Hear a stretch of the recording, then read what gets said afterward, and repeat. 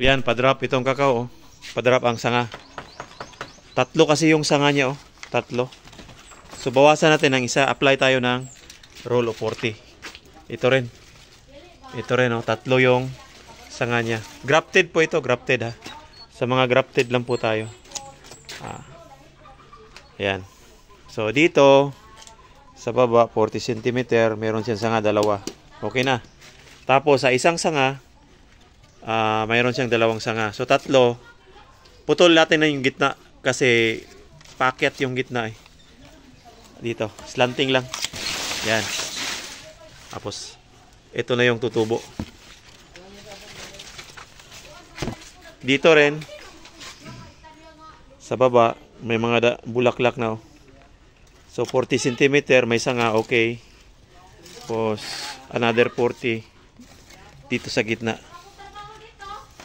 Bigyan natin ang gitna. Dito. Para mababa siya. Doon din sa kabila.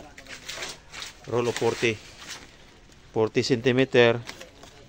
Tapos another 40. Ito gitna. Pa-drop siya. Oh. Yan, pa-drop. Para umakyat yung kakao.